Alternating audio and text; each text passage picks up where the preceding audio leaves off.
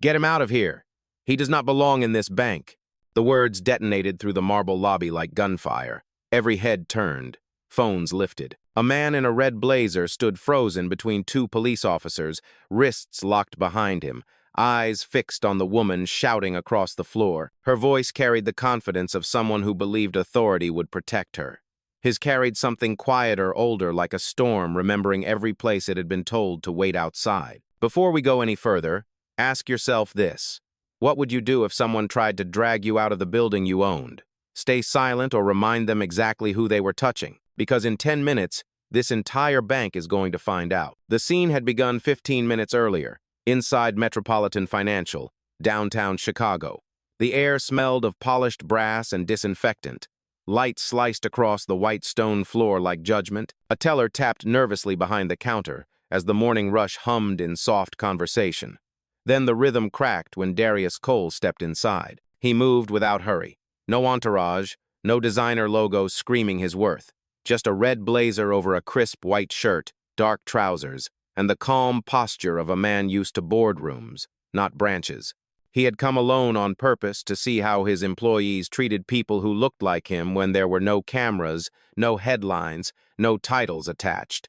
Susan Halberg, the branch manager, spotted him near the VIP line. Her tone sharpened instantly. "Sir, this area is for private clients only." "I am one," he said, handing over his ID. She did not look at it. "Of course you are," she muttered, then louder so others could hear. "Security, we may have an issue here." Two guards appeared. The lobby stilled. One whispered into his radio while the other glanced at Darius's hands, searching for a threat that did not exist. Darius stayed calm. "I am here to make a withdrawal." "Of how much?" Susan demanded. $200,000. The number landed like an insult. Someone near the coffee bar snorted. "Right," another voice murmured. "In that outfit?" Susan's smile was thin.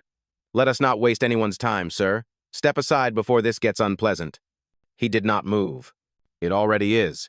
Moments later, the officers closed in. One gripped his arm, the other reached for the cuffs. Phones rose higher. A single bill fluttered from his folder and hit the floor like proof of something nobody wanted to believe. Susan leaned close, her breath tight. "People like you walk in here every week pretending to have money." And that was when Darius finally looked up steady, unblinking, voice low enough to freeze the room. "I am not pretending," he said. "I own this bank." "Oh." The lobby of Metropolitan Financial did not move for a full 3 seconds after that sentence. "I own this bank." It echoed off the marble, bounced between glass and brass, and hung there like a verdict no one wanted to believe. Then came the laughter. Quiet at first, nervous, brittle. A man in a navy suit chuckled under his breath. A woman near the line whispered, "He is delusional." One of the officers looked to the other, waiting for a cue. And at the center of it all, Susan Halberg blinked, her mouth parting just enough for disbelief to crawl through. "Excuse me?" she said. "You own this bank?" Her tone was a sneer wrapped in politeness, the kind used to humiliate with a smile. Darius Cole did not answer. He only adjusted his cuff, the chain glinting against his wrist where the metal had rubbed his skin. The overhead light flickered once, catching his expression the calm of someone who had waited years for this exact confrontation. The taller officer cleared his throat. "Ma'am, do you want us to continue detainment?" Susan nodded quickly. "Yes, absolutely. Until we verify his story, he is clearly attempting to impersonate a client. Maybe worse." "Impersonate?" Darius said softly. "That is a new word for ownership." The officer hesitated. Susan did not. "Remove him from the floor." The second officer pulled him toward the doors. A small crowd had gathered now 10, maybe 12 people, phones pointed, recording everything. In the far corner, a young teller whispered to another, "Is that really his name? Cole? Like Cole Holdings?" The other shrugged, uneasy. Darius took one step, then another, his shoes echoing against the tile. His voice came steady, even as the cuffs cut deeper. "When bias walks in the front door, dignity walks out the back," he said. "What was that?" Susan snapped. "I said you are making history," Darius replied. "Just not the kind your grandchildren will brag about." Her face hardened. "Do not try to intimidate me." "I do not need to," he said. The officers exchanged glances again, unsure. The taller one finally asked, "Ma'am, You sure corporate is not aware of this guy? Susan folded her arms. Corporate does not know every scam artist who walks in here. But the teller, Marcus Wynn, was still staring at his monitor. Something on the screen was flashing. A name, a restricted tag, and an internal note. Executive access. Cole, Darius A., verified ownership. Metropolitan Financial, parent company, Cole Capital Holdings. He swallowed hard. Ma'am, Marcus said carefully, I think you should see this.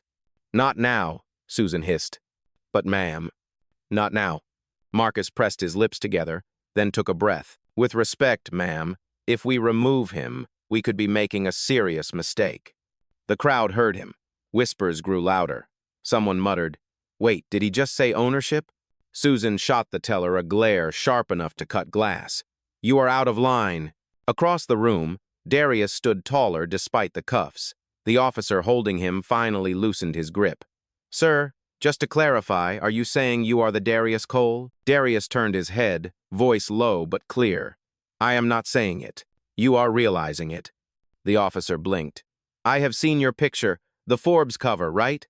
The murmurs spread like a current.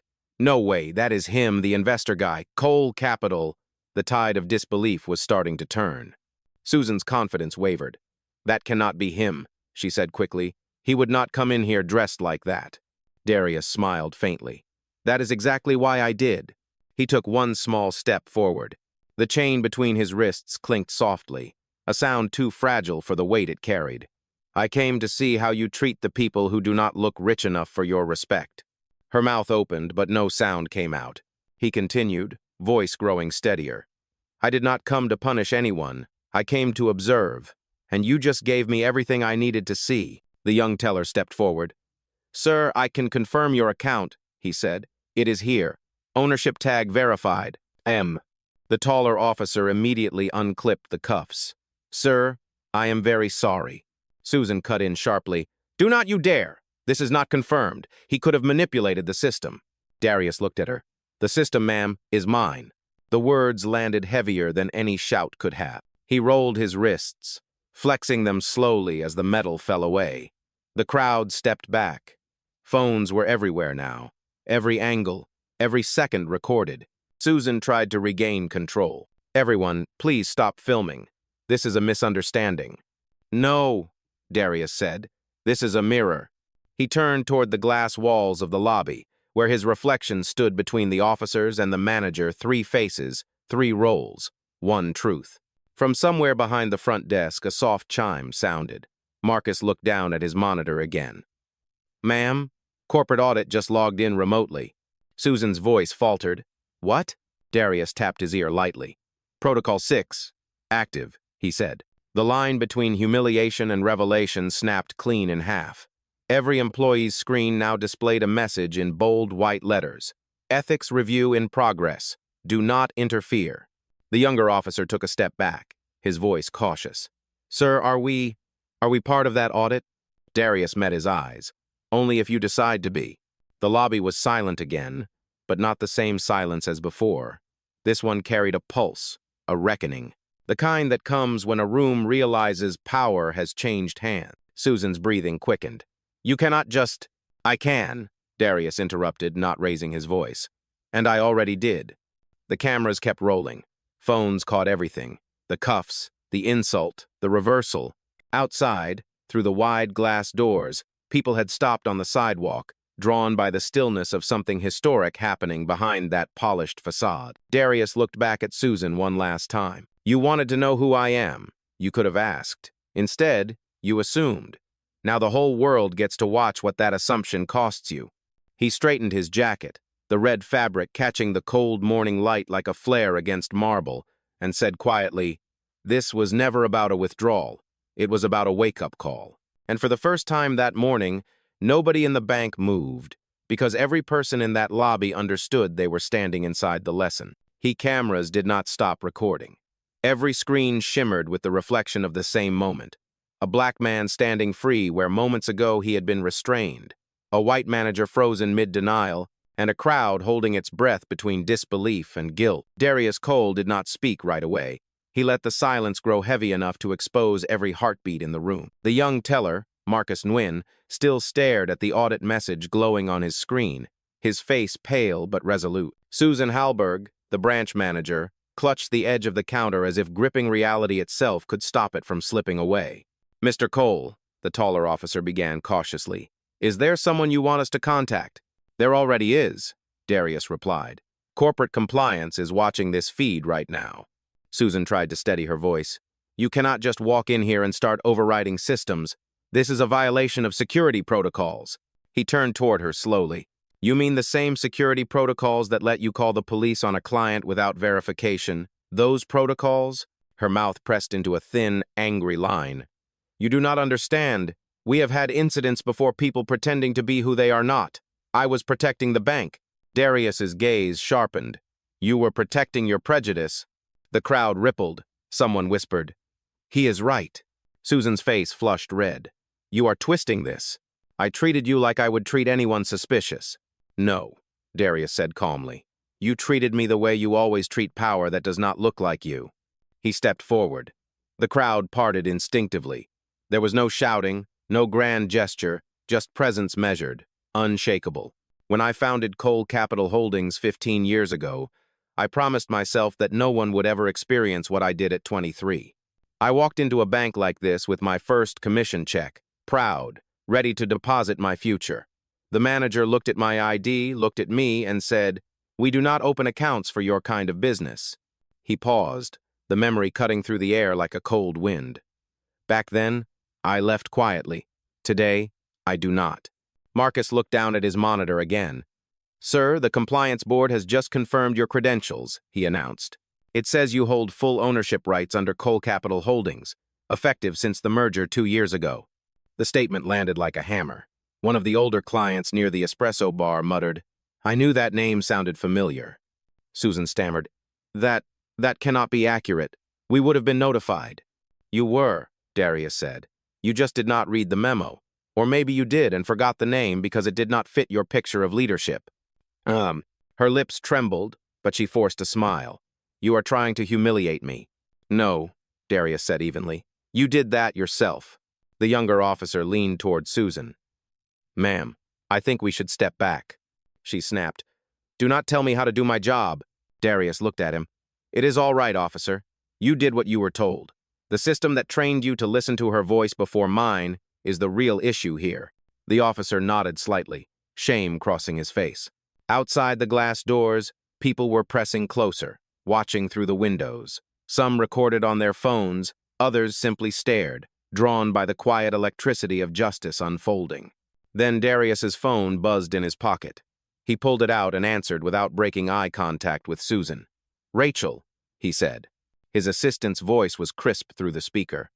"Mr. Cole, the board is online. Live feed confirmed. They are seeing everything." "Good," he said. "Proceed with step 2. Susan took a sharp step forward. "What are you doing?" He met her eyes. "Something you should have done a long time ago, listening." The screen behind the teller counter suddenly blinked. The Metropolitan Financial logo faded, replaced by a new message in gold and white. "System transfer in progress, Cole Capital Holdings integration." A collective gasp spread through the room. The words glowed against the marble walls like a confession written in light. "What is happening?" asked one of the clients. Darius answered without turning. "Corporate ownership update. Effective immediately. All regional branches now report directly to my executive board." Susan's eyes widened. "You cannot do that without notice." "I just did," he said simply. For a moment, she stood there speechless, cornered, unraveling. I was following procedure," she whispered. Darius walked closer until only the counter separated them. "Procedure is not a shield for discrimination. You did not follow policy. You followed bias." Her composure broke. "You came here dressed like that on purpose. You wanted this to happen." "Yes," he said quietly.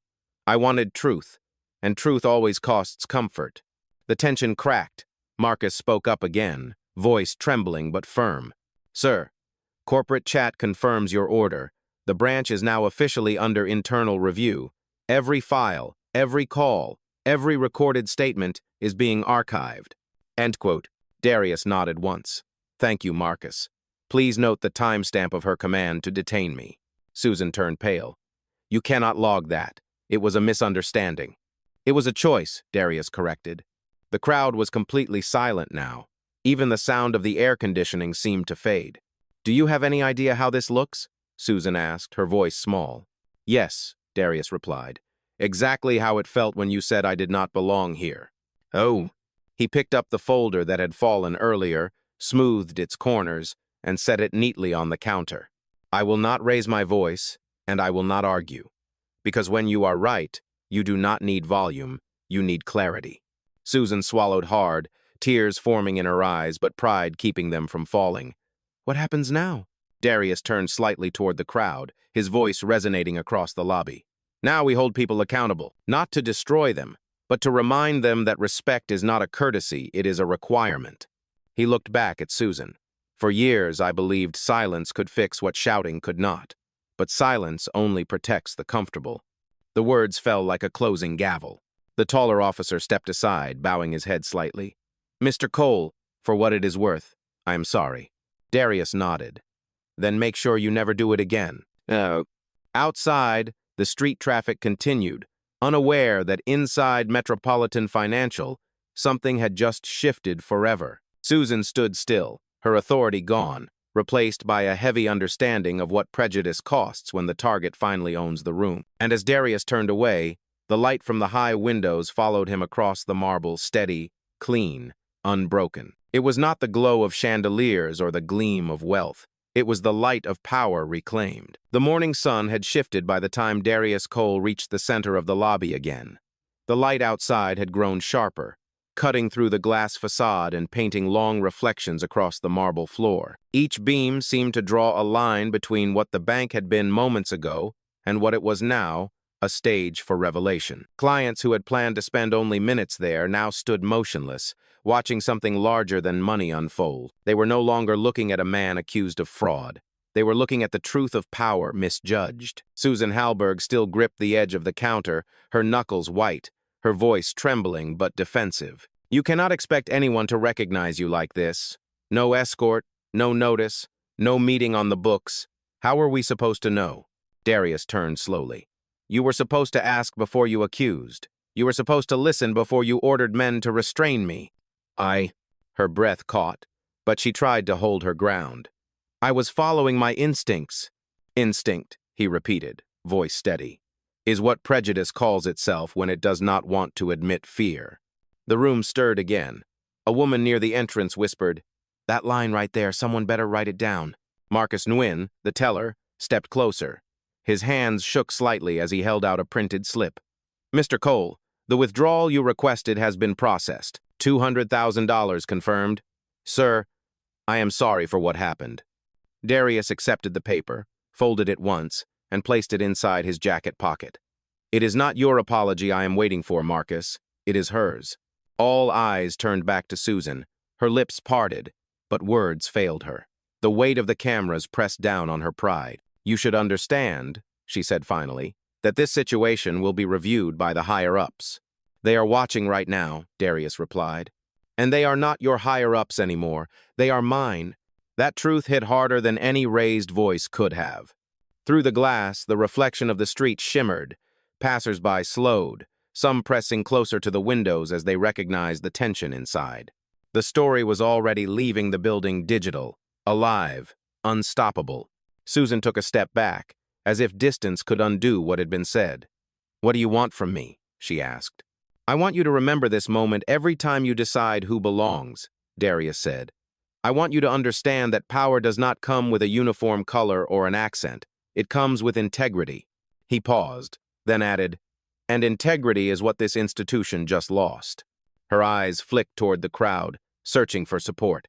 There was none. The clients, once her audience, now stood quietly beside the man she had tried to humiliate. One of them, an older black woman in a gray coat, spoke up gently. Ma'am, I have been banking here for 20 years. I have seen how you treat people who look like me. Maybe it is time someone saw how that feels. Susan froze. The words landed with more precision than anger ever could. Darius nodded slightly toward the woman. Thank you, he said. The older woman smiled faintly. No, son. Thank you for not walking away like the rest of us did. A hush swept over the lobby again, this time softer, more reflective. Darius looked around at every face. "This place was built to hold money," he said. "But the real currency of a bank is trust, and trust dies the moment dignity leaves the room." He reached into his jacket and took out his phone. "Rachel," he said, "initiate full branch review. Freeze all pending transactions until the ethics board completes assessment." Rachel's voice came crisp through the speaker. "Confirmed, Mr. Cole. The system is already scanning employee logs. A preliminary report will be ready in 5 minutes." 5 minutes. That number rolled through the air like a countdown to truth. Susan looked around, panic beginning to seep through her composure. "You cannot shut us down. You will scare clients away." Darius met her gaze. "You already did that." Her shoulders sagged. "Do you want me to beg?" "No," he said. "I want you to learn." She blinked hard. The sting of humiliation had reached her, but so had something else realization. Then, without warning, a man in a gray suit near the back raised his voice. "He is right," he said. "I walked in here last week wearing jeans, and you made me wait an hour while others walked straight through." Another client nodded. "Same thing happened to me." The wave of testimony began to rise. Voices overlapped, not in chaos, but in catharsis. For the first time, the air in the lobby carried something honest. Susan tried to speak, but the sound drowned beneath the chorus of lived experience. Darius did not interrupt. He let the truth spread on its own. When the noise settled, he spoke quietly, each word measured like a gavel strike. "Every story like this is a withdrawal from the account of humanity, and you have overdrawn." At that moment, Marcus's monitor pinged. "Sir, the ethics board has joined the live session. They are requesting confirmation of leadership authority." Darius replied calmly, "Transmit ownership credentials. Use my internal code, CCH, 1 Alpha." The screens across the branch flickered again. The Metropolitan Financial logo dissolved entirely, replaced by the Cole Capital Holdings insignia, a deep gold crest against a black field. Underneath it, white letters scrolled slowly. "All branch personnel are to comply with immediate leadership transition." Gasps filled the lobby. Susan whispered, "This cannot be real." "It is as real as the cuffs you ordered," Darius said. Her eyes filled with tears. "What happens to me now?" "That depends on the board," he said. "But as for me, I will not fire you. I will let the truth do that." Rachel's voice returned through the phone. "Mr. Cole, compliance has completed the first review. 8 prior complaints linked to racial profiling were filed under her name. None were escalated." A soft murmur spread through the crowd. Darius looked at Susan one last time. 8 complaints. 8 ignored warnings. Today is number 9. The silence that followed was not empty. It was judgment, collective and heavy. Susan lowered her head. "I did not mean—" "You did not have to mean it," Darius said gently. "You just had to stop it, and you did not." He turned toward the door. The sunlight had moved higher, spilling across the marble like a spotlight marking the exit. As he walked, the crowd parted again, this time not out of fear, but out of respect. Every step was measured, every sound deliberate. The building that had once treated him as a stranger now felt smaller, humbler, almost human again. When he reached the doorway, he paused and looked back. "Injustice," he said softly, "is not always loud. Sometimes it is dressed in a blazer and smiles while it locks the door." And then he stepped into the light, leaving behind a silence so full it could only mean change. Outside, the city had begun to hum again. Chicago's streets pulsed with the rhythm of engines, footsteps, and lives that had no idea reckoning had just unfolded behind those glass doors. But inside Metropolitan Financial, time had slowed to a crawl. The marble floor still carried the echo of Darius Cole's footsteps long after he stepped into the sunlight. Every employee, every client, every officer stood suspended between guilt and awe, unable to process how fast power had changed direction. Marcus Nguyen, still behind the teller desk, exhaled for what felt like the first time in minutes. His voice was barely a whisper. He just walked out. Susan Halberg did not answer. Her hands trembled as she tried to keep her posture, but the weight of her authority was gone. The badge clipped to her blazer suddenly looked like a relic from another life. A chime from the overhead speakers broke the silence.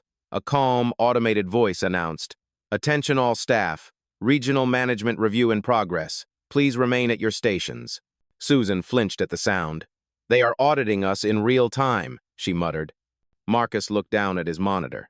The audit interface had opened on its own, lines of data scrolling rapidly, emails, security footage, complaint logs. Every word she had ever typed about high-risk clients was now under review. The young teller looked at her. "Ma'am, do you want me to stop the upload?" She shook her head slowly. "It would not matter. He owns the system." Clients who had witnessed the scene began to whisper. A few quietly walked to the door, too shaken to continue their business. One elderly man lingered near the corner, his voice soft but cutting. "I hope she remembers this next time she thinks she knows who belongs." Susan turned toward him. "Sir, I made a mistake. I admit that." He met her gaze. "No, ma'am. You made a pattern." Those words landed like the final stamp on a verdict. Meanwhile, outside the building, Darius stood on the steps, breathing in the cool morning air. Reporters had not yet arrived, but the city's energy was already shifting toward him. A few pedestrians who had seen the incident through the windows paused to ask if he was all right. He nodded politely, never raising his voice. One woman said quietly, "That was brave, what you did in there." "Oh," Darius smiled faintly. It was overdue. He checked his phone. A stream of notifications filled the screen. Live footage, hashtags, and messages from colleagues across the country. The video of the confrontation was already spreading. 10,000 views, then 30,000, then 100,000. He opened a call to Rachel. "Status?" Her voice was clear and composed. "Branch systems synchronized. Internal audit underway at all locations. Susan Halberg has been suspended pending review. Media coverage expected within the hour." "Good," Darius said. "Forward the clip to corporate communications. Title it, 'Accountability. Begins at the counter.'" "Yes, sir," Rachel replied. "There is one more thing. The board chair wants to issue a statement. They are asking if you want to appear." Darius looked back at the building, the reflection of the Cole Capital Holdings logo now glowing faintly on the glass. "Not yet," he said. "Let the story breathe. People need to see it for what it is before I speak." Rachel paused. "And what is it, sir?"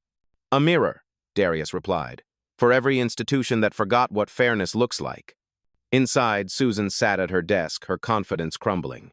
She stared at the screen as corporate messages appeared one after another. Pending investigation. Access revoked. System lockdown in progress. Marcus approached cautiously. "Ma'am, would you like some water?" She nodded weakly. "I do not know what to do, Marcus." He hesitated, then said softly, "Maybe start by apologizing, not to him, to everyone who saw." Her eyes glistened. "You think that will fix this?"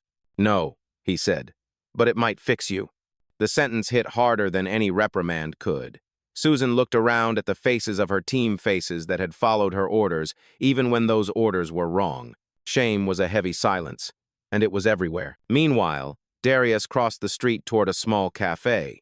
He ordered a black coffee, no sugar, no cream, and sat near the window facing the bank. For the first time that morning, he allowed himself to breathe not with satisfaction, but with reflection. His mind drifted to an earlier memory. 22 years old, standing outside a different bank in a different city. He had been denied an account then, too. The manager's words had been almost identical. "We do not open accounts for your kind." He remembered the sting, the humiliation, the night he swore he would never forget. That night had planted the seed that became Cole Capital Holdings. Now, as he watched the same prejudice collapse under its own arrogance, he understood something deeper. This was not revenge. This was correction. Across the street, Marcus stepped outside the bank. He looked around, spotted Darius in the cafe, and hesitated before walking over. "Mr. Cole," he said nervously when he reached the table, "I wanted to thank you for standing up the way you did." Darius looked up, motioning for him to sit. "You did more than most would have, Marcus. You spoke up when silence would have been safer." Marcus nodded. "It did not feel safe, but it felt right." Darius smiled faintly. "That is how change always feels." Marcus hesitated, then asked, "Are you really going to shut down the branch?" Darius stirred his coffee slowly. "I am going to rebuild it, but not the way it was." How?" "By hiring people who remember how this morning felt," Darius said. "Because empathy cannot be trained, it must be experienced." They sat in silence for a moment, the city's noise filtering back into the world around them. Inside the bank, Susan finally stood. Her reflection in the dark monitor showed a woman she barely recognized, defeated, frightened, and exposed. For the first time in years, she realized she had been working inside a system that rewarded suspicion more than service. Outside, Darius rose from his chair. He looked at the building one last time, its glass walls now reflecting sunlight instead of power. Every empire, he murmured to himself, learns humility in daylight. He walked away without ceremony, without press, without applause, just the quiet confidence of a man who knew that justice, when done right, does not need to shout. Behind him, the doors of Metropolitan Financial slowly closed.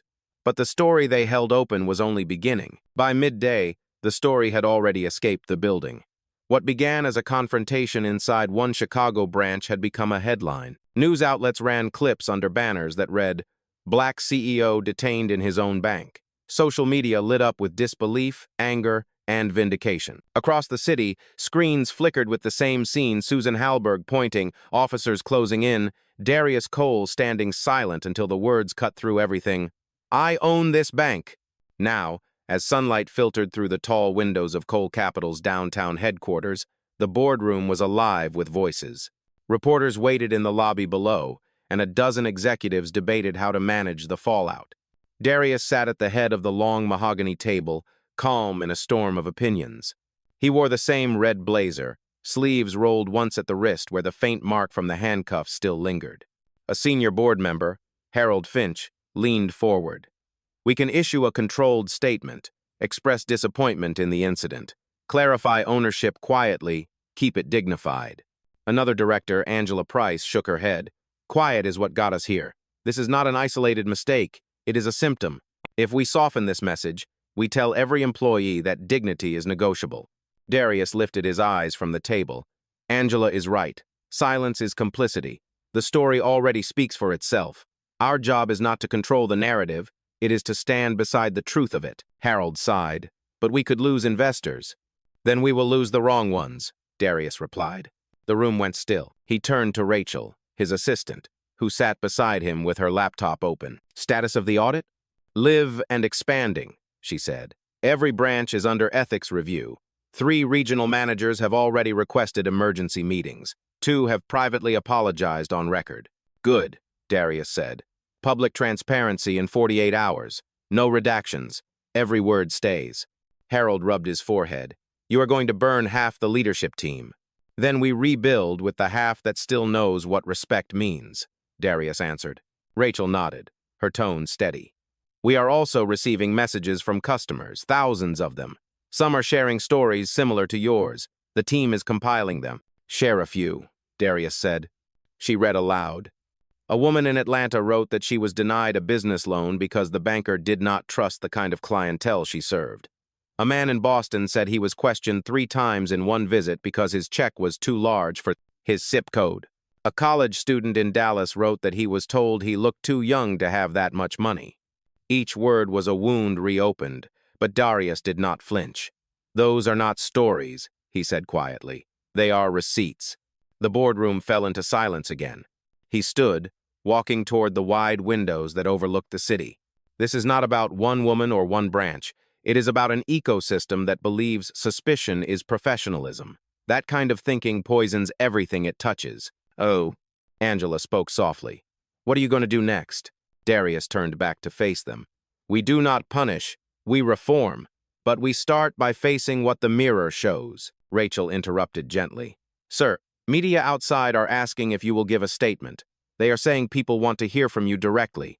Darius looked thoughtful for a long moment, then nodded.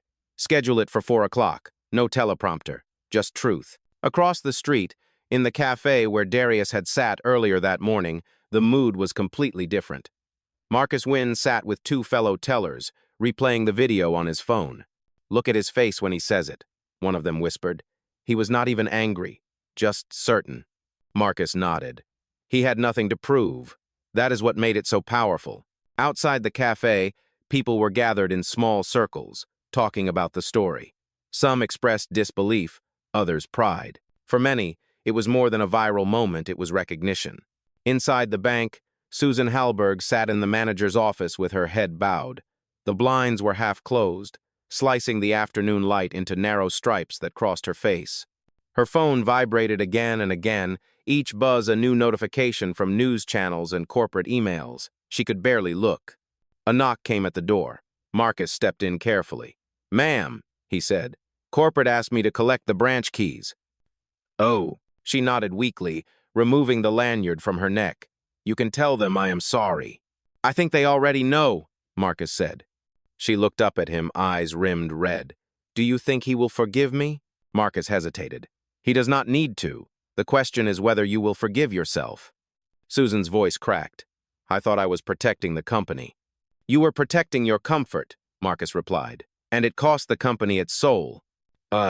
He turned and left quietly, leaving her alone with the sound of her own reflection. By the time the clock struck 4, the lobby of Cole Capital headquarters was filled with cameras and microphones. A podium stood at the center, draped in deep navy fabric. Darius walked in without security, his expression calm but resolute. The crowd hushed as he stepped to the microphone. "Yesterday," he began, "I walked into a branch of the bank I own, dressed like a regular man, and I was treated like a threat. I was not angry. I was not surprised, because for many people in this country, that moment is not new, it is routine." The room was silent. Even the hum of equipment seemed to pause. When people talk about discrimination, they imagine violence or hate, but the truth is quieter. It sounds like, "Sir, you do not belong here." It looks like a smile that hides suspicion. It lives in the spaces where we mistake privilege for professionalism. His voice deepened, the cadence deliberate. "I am not here to shame anyone. I am here to remind everyone that dignity is not a luxury, it is a right. This is not a story about race alone. It is a story about humanity, and how easily we forget it when fear walks into the room." He paused, letting the words breathe. Cameras clicked. A woman in the front row wiped a tear. "I will not sue my employees," he continued. "I will not fire them in anger, but I will change this system from the top down. From this day forward, every Cole Capital branch will undergo full cultural and ethics retraining. Every policy that tolerates bias will be rewritten. Every complaint that goes unheard will be answered." He looked directly into the cameras. "We do not fix injustice by shouting. We fix it by refusing to pretend it is invisible." The applause began slowly, then swelled until the lobby filled with it steady, powerful, unbroken. Darius stepped back from the podium, his eyes calm. Outside, the city's skyline shimmered in the afternoon light, reflected in the glass behind him. For the first time that day, the reflection was clear. The applause faded into a hush that carried more reverence than noise.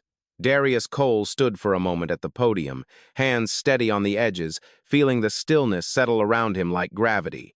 The cameras had caught everything, his restraint, his words, his calm, but what they could not capture was the quiet resolve that pulsed beneath the surface. When he stepped down from the stage, Rachel was waiting near the side of the room, headset in one ear, a tablet in hand.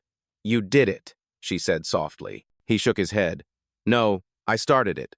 Outside, reporters swarmed the entrance of the Cole Capital headquarters, microphones raised, questions spilling into the air like rain. "Mr. Cole, how does it feel to expose discrimination within your own company? Are you planning to press charges against the manager? Do you believe this will change corporate culture?" Darius stopped just long enough to answer one question. "It will change," he said, "because now silence costs more than honesty." Then he stepped into the black sedan, waiting at the curb. As the car pulled away, Rachel glanced back at the crowd of reporters through the tinted window. "Public response is overwhelming," she said. "You are trending across every major platform. Half the country is furious, the other half is inspired." Darius looked out the window at the blur of the city passing by. "Good. Discomfort means truth is finally being heard." She hesitated. "There is one more thing. Someone leaked an internal email thread from last year. It shows that multiple employees at the same branch raised concerns about biased treatment. Those warnings were dismissed by regional management." Darius's gaze sharpened. "Send me those names, every one of them." "They already know what happened," Rachel said. "They are the ones sending us messages today thanking you for proving what they could not." Back at the bank branch, the atmosphere had changed entirely. The once busy lobby now sat in quiet chaos. Paperwork lay scattered on desks. the light from the windows catching the metallic sheen of the Cole Capital logo that now glowed faintly on every monitor. Marcus Wynn worked silently at his station, helping the last few customers who dared to stay. There was no music playing, no laughter, no small talk, only the faint sound of keys tapping and printers humming. A client, a young black father holding his daughter's hand, approached the counter. "Are you open?" he asked cautiously. Marcus nodded. "We are open, and we are under new leadership." The man smiled faintly. "That is the first time I have heard those words sound like good news." Susan Halberg was still in her office, blinds half drawn, the room cast in fractured light. She sat with a corporate representative from the ethics board, a woman in her early 40s, with a calm but firm demeanor named Celia Turner. Celia's tone was professional, but her eyes held no sympathy. "Miss Halberg," Celia began, "our preliminary review confirms 8 prior complaints regarding discriminatory conduct. In each case, you were the reviewing manager." Susan nodded, her voice barely a whisper. "Yes. And in each case," Celia continued, "you either dismissed or reassigned the employee who filed the complaint." Susan looked up. "You have to understand it was not personal. I believed they were exaggerating. We were under pressure to maintain security and efficiency." Celia set down her pen. "Security and efficiency are not excuses for bias. You had a choice. You chose the one that kept you comfortable." Susan swallowed hard. "What happens now?" Celia stood, closing her folder. "You will receive formal notice of termination by the end of the day. Your corporate access has already been revoked. You may leave once your exit interview is complete." The words hung in the air like a verdict. When Celia left the office, Susan remained seated, staring at the small nameplate on her desk. The engraved letters, Susan Halberg, branch manager, had once felt like a symbol of achievement. Now it looked like evidence. She reached for it, ran her thumb across the metal, then set it down and pushed her chair back. Through the glass wall, she could see Marcus helping another customer, patient and calm. A flicker of regret crossed her face. For years, she had thought of herself as fair, professional, even progressive. But the footage told another story, one that the world had already seen. She whispered to herself, "I thought I was better than this." But the silence gave no answer. At Cole Capital headquarters, Darius and Rachel stood together in his office, a space lined with floor-to-ceiling windows overlooking the Chicago skyline. The city gleamed under a bright afternoon Sunday. Rachel said, "The Ethics Board is requesting your approval for a nationwide audit of all branches. They want to use your story as part of the training material." Darius turned toward her, hands in his pockets. "If it changes one person's instinct, then yes, approve it." She nodded. "And the press? They want a follow-up interview tomorrow. They are asking if you plan to meet with Susan." Darius looked out the window for a long time before answering. "Maybe one day, but not for television. I do not need her apology on camera. I need her understanding of it." Rachel studied him. "You think she will understand?" He gave a faint, weary smile. "If she does, then this was worth it. If she does not, it still was." A pause stretched between them before Rachel spoke again. "There is one more message. From your mother." That caught him off guard. "She saw the broadcast?" "Yes," she said, and I quote, "Tell my son I am proud, but tell him to rest before he rebuilds the world." For the first time that day, Darius laughed, quiet, genuine, tired. "She knows me too well." Rachel smiled. "It runs in the family." He nodded slowly, turning back to the skyline. "When I was young, she used to tell me that silence was how we survived. But I think now we are done surviving. It is time to live with our heads high." He stood there for a moment longer, watching the horizon. The city moved below him, buses, lights, people unaware that something fundamental had shifted. Not just for one man, not even for one company, but for every person who had ever been told they did not belong in a place they had earned. And in that quiet office, high above the noise, Darius Cole finally let himself feel what he had held back all morning: relief. Not for revenge, but for restoration. The fight was far from over. But for the first time, justice had a face, and it was calm, composed, and unapologetically black. The next morning broke gray and heavy over Chicago, the kind of sky that felt like it was still deciding whether to rain. The streets glistened from the night's drizzle, and in the glass facade of Metropolitan Financial, now bearing the golden Cole Capital emblem, the city's reflection looked sharper, cleaner, almost reborn. Inside, The branch was open again, but the mood was unrecognizable. The once intimidating marble lobby had gone quiet. Gone were the crisp commands and cold politeness that had filled the air. In their place was something hesitant but human. The employees spoke softly, moved slower, and looked people in the eyes when they said good morning. Marcus Nguyen stood at the front desk, adjusting his tie. His hands still trembled slightly from the events of the day before. He had not expected to become part of a story that would ripple across the nation, but he also knew that this was the kind of story that changed people or revealed them. A man in a dark wool coat entered, carrying a small camera on a tripod. "Morning," he said. "Press clearance.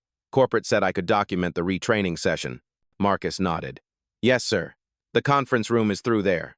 The man smiled faintly. "Not, sir. Just a journalist trying to keep up." He walked past, setting up his camera quietly. Minutes later, Celia Turner from the ethics board arrived. She was there not to punish, but to rebuild. "Good morning, everyone," she said, her voice firm but calm. "Today, we are beginning a new chapter for this branch. This is not a seminar about compliance. It is about conscience." The room of employees, tellers, advisors, security guards shifted uncomfortably. They were used to rules, not reflection. Celia continued. "Each of you saw what happened yesterday. Some of you recorded it. Some of you stood by. Some of you spoke up.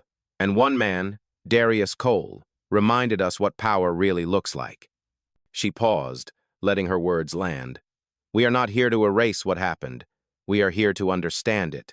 At that exact moment, across the city, Darius sat in his apartment overlooking Lake Michigan.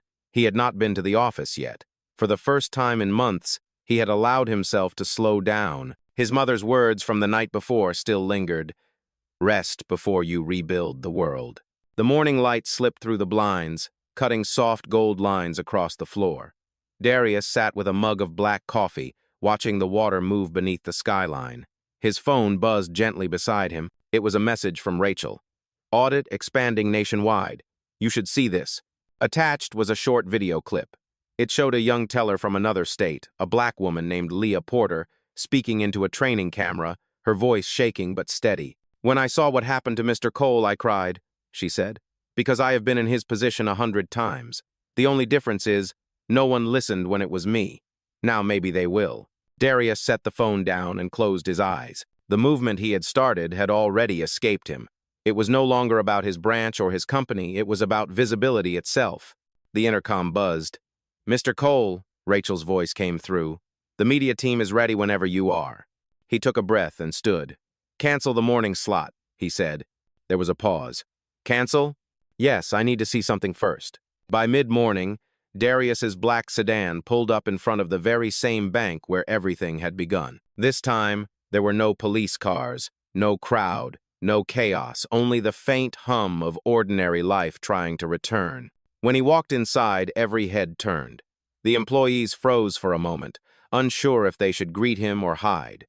Celia Turner met him near the entrance, professional as ever. "Mr. Cole," she said, offering her hand. "We were not expecting you." "I know," he replied. "I wanted to see it for myself." He looked around the room. The light coming through the high windows fell softly now instead of harsh. The marble no longer gleamed like armor, it reflected faces, people, humanity. Celia led him into the conference area where the retraining session had begun. A large screen displayed the title, "Empathy in Practice, Understanding the Human Transaction." Darius sat quietly in the back, unnoticed for a few moments as Celia spoke. "Bias does not always shout," she said to the group. "Sometimes it whispers. Sometimes it hides behind policy, tone, or even silence. But make no mistake, it is still there, shaping how we see each other." A young teller raised her hand. "What if you do not mean it? What if it is just habit?" Celia nodded. "Then it is your job to unlearn it, because intent does not erase impact." Darius leaned forward slightly, the words echoing in his mind. At that moment, Marcus noticed him and stood. "Mr. Cole," he said softly. Every face turned. Celia blinked in surprise but smiled quickly. "Well, it seems our lesson just gained its best example." Darius walked to the front of the room. "Please," he said, "keep your seats. I did not come to interrupt. I came to listen."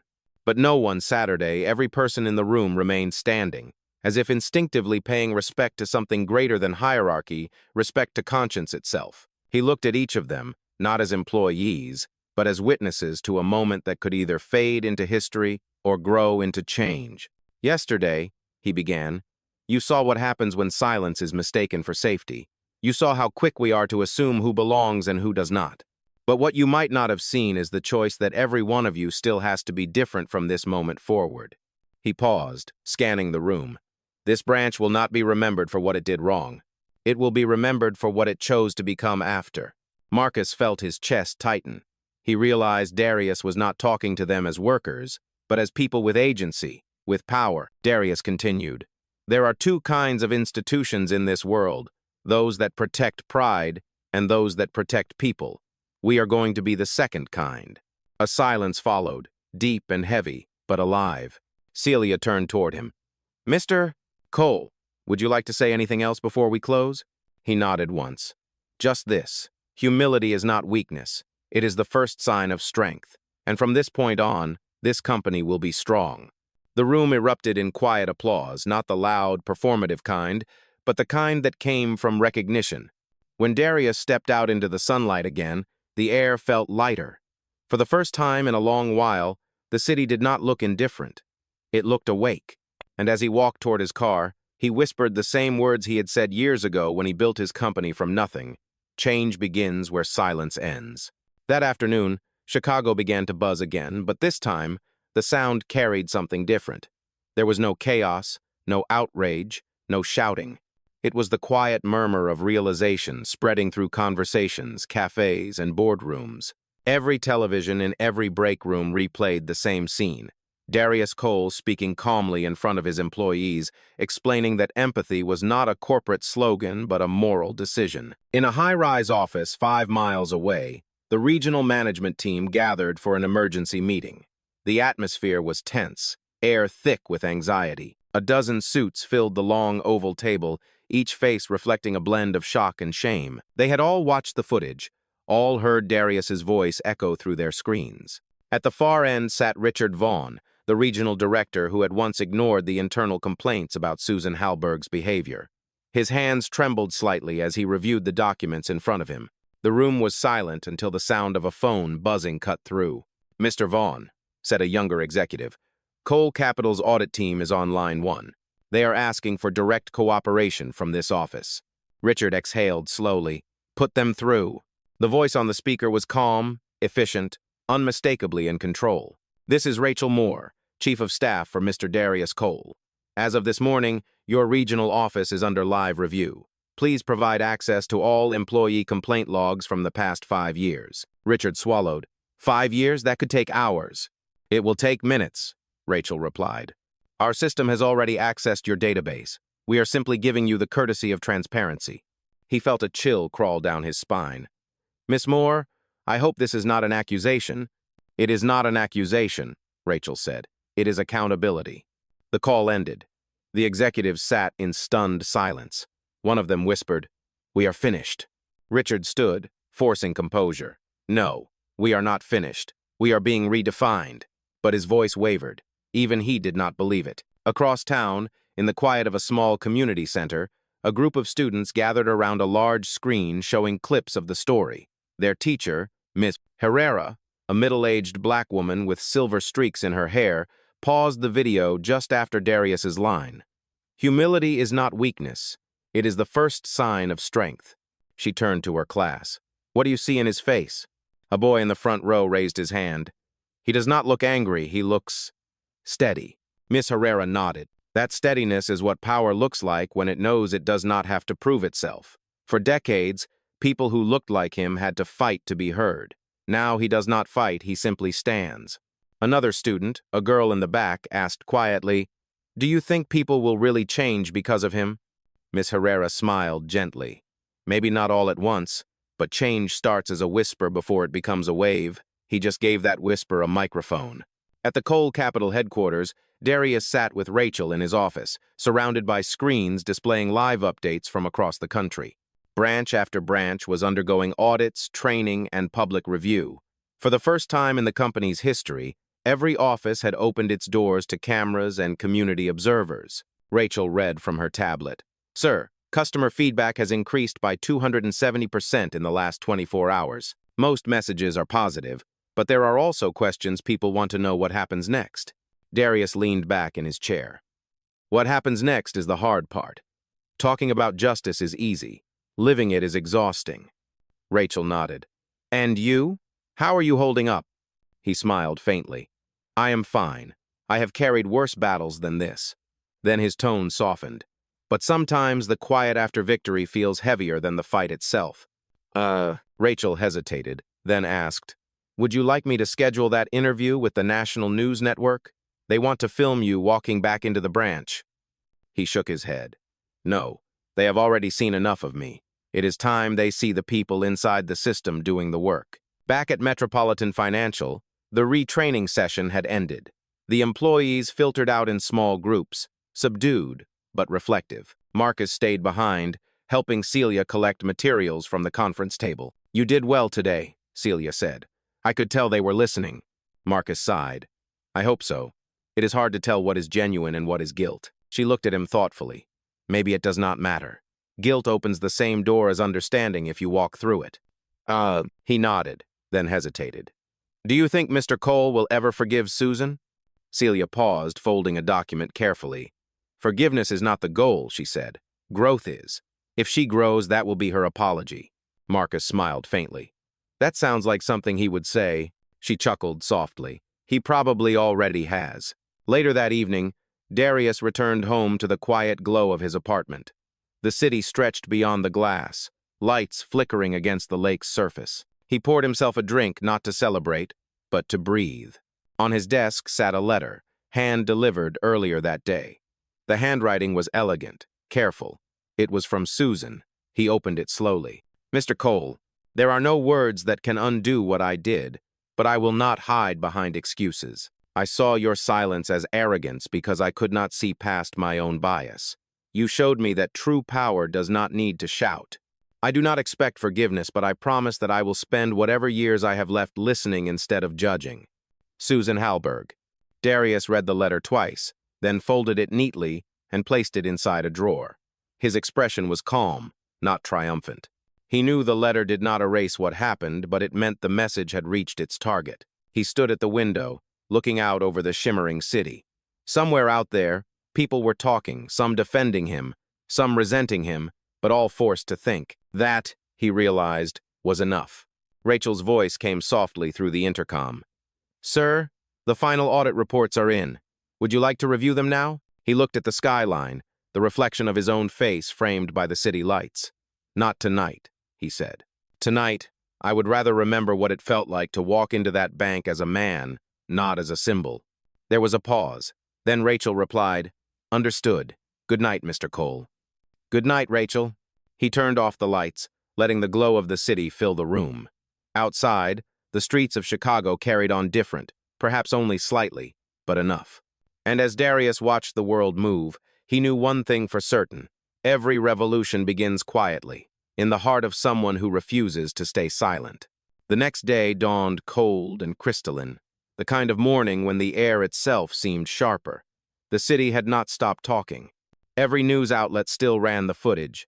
Every social feed replayed Darius Cole's voice over and over. We do not fix injustice by shouting. We fix it by refusing to pretend it is invisible. But behind the headlines, something quieter had begun to stir. Across Chicago and across the country, people were starting to tell their own stories. At first, they were small posts on social media, fragments of truth written in the early hours of the morning. Then came longer letters, interviews, phone calls to local newsrooms. A retired teacher in Baltimore shared how a bank once refused to cash her check because they did not believe a woman of her neighborhood could make that much money. A young entrepreneur in Atlanta described being followed through a dealership until he left without buying the car. A woman in New York recalled how she was denied entry to a hotel lobby until she proved she was a guest. Each story echoed Darius's moment at Metropolitan Financial. Each one carried the same undercurrent, a polite version of the same disbelief. You do not belong here. At Cole Capital headquarters, Darius and Rachel reviewed the incoming reports. The company's main conference room had become a control center. Dozens of screens displayed audit data, employee interviews, and national feedback. The air hummed with urgency. Rachel scrolled through a list of headlines. Sir, public sentiment is overwhelmingly positive. 74% support your leadership stance. 30% of surveyed customers say they are more likely to open accounts with Cole Capital now than before. Darius nodded but did not smile. That is good news. But remember, change is not about approval ratings. It is about accountability. Rachel looked up. You sound tired. I am, he admitted. But tired is fine. Progress has always been exhausting. She handed him a printed report. You might want to see this. The ethics board compiled a summary of internal testimonials from employees across the country. He scanned the first page. Every statement began the same way. After what happened in Chicago, Rachel continued softly. They are saying your story gave them permission to speak. They are holding meetings in their own branches. They are asking for training sessions without being told. Darius closed the report. Then maybe this was never about a scandal. Maybe it was about memory. People forget their humanity until they see it reflected back at them. By late afternoon, the world outside his window turned gold. Darius had not eaten all day, lost in work and thought. When he finally stepped away from his desk, his reflection caught him off guard.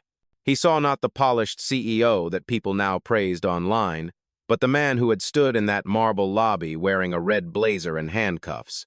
He heard the echo of Susan's voice in his memory, sharp, cold, certain. You do not belong here. For a moment, that old ache stirred again, the ache he had carried since he was 22 years old. But now, instead of bitterness, it brought clarity. He whispered to his reflection, I always belonged. The words came out not as defiance, but as release. Meanwhile, at the Metropolitan Financial Branch, the building was almost empty.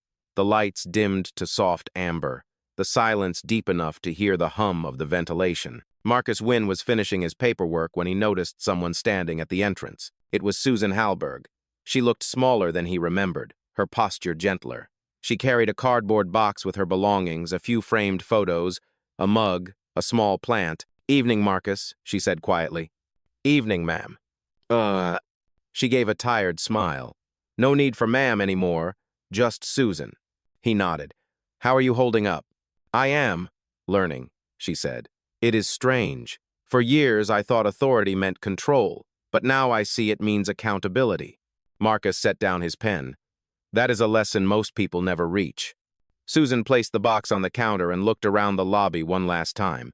It is funny, she said softly. This building always felt like mine. Now I realize it never was. It belonged to the people who trusted us with their money, their stories, their dignity, and I failed them. Marcus looked at her. Maybe not completely. The story is not over. She smiled faintly. You sound like him. He shrugged. Maybe that is not such a bad thing. She took a deep breath, then handed him a sealed envelope. Would you make sure this reaches Mr. Cole? I do not want it sent through corporate mail. Marcus accepted it carefully. I will deliver it myself. Thank you, she said, her eyes wet but steady. And Marcus, thank you for speaking up. You gave me a second chance to hear myself. He nodded. Take care, Susan. When she walked out, the automatic doors opened with a soft hiss, the city's evening light washing over her.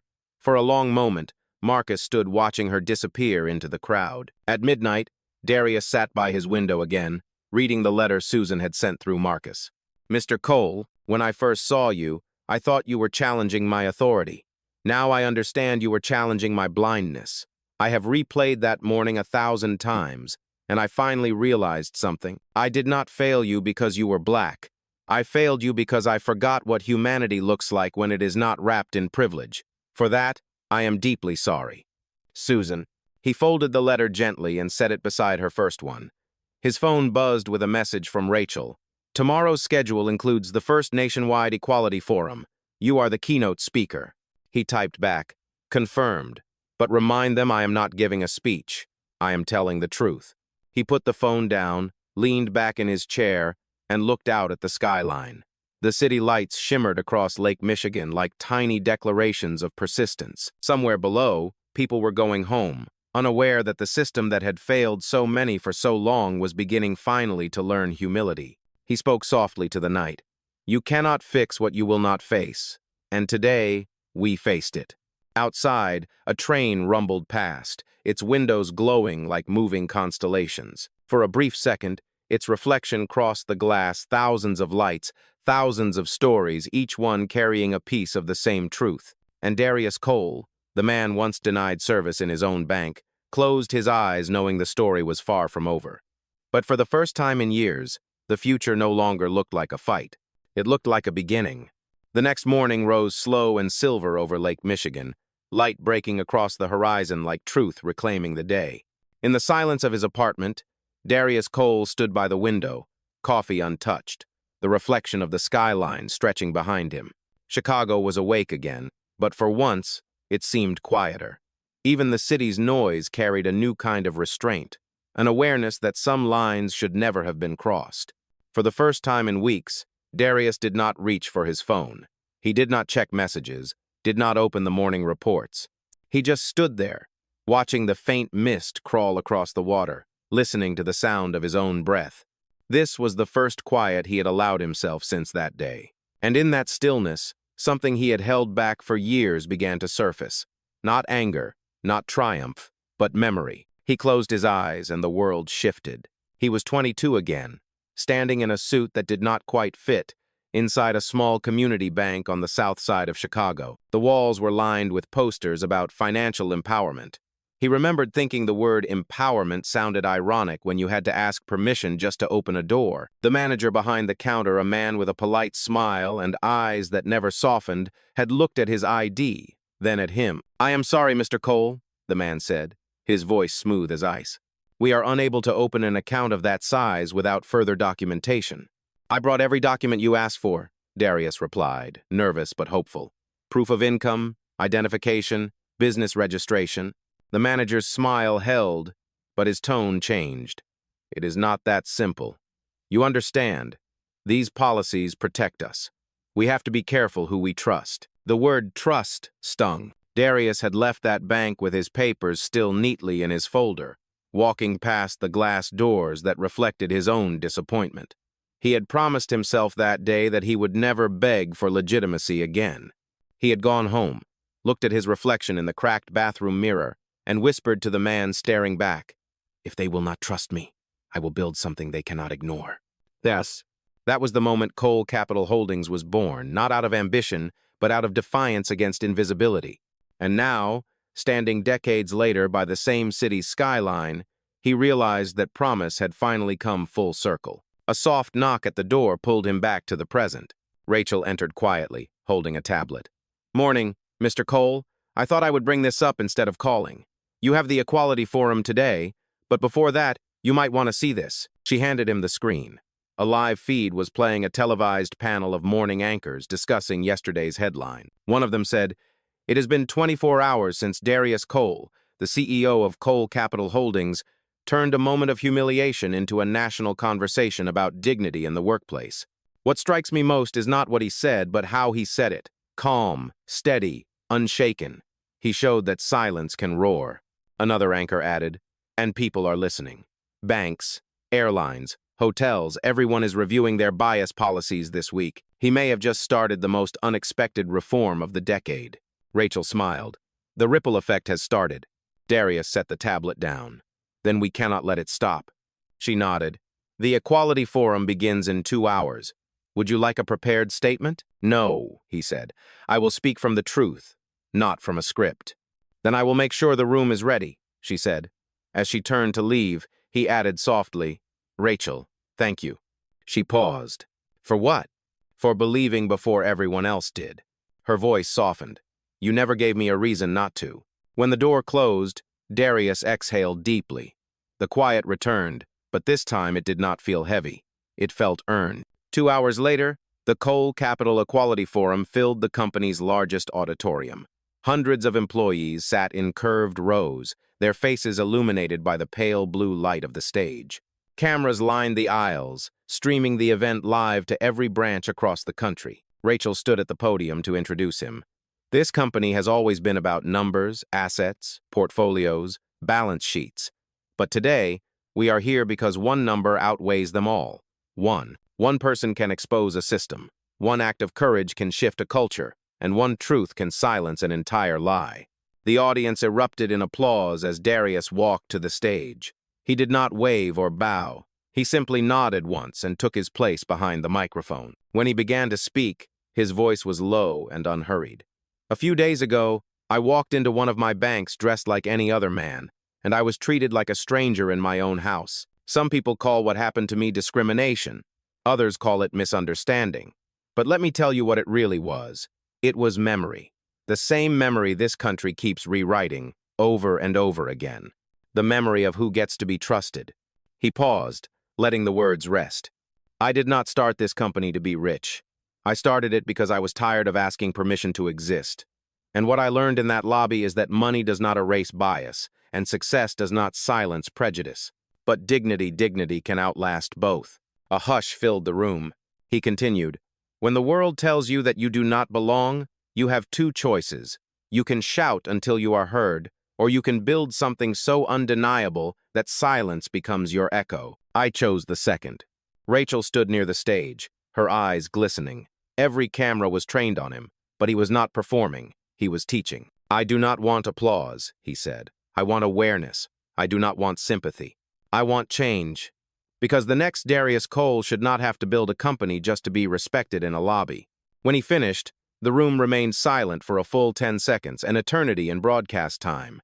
Then the applause began, soft and steady, rising until it filled every corner of the hall. He stepped back from the microphone, bowed his head slightly, and whispered to himself, this is what the quiet after justice sounds like.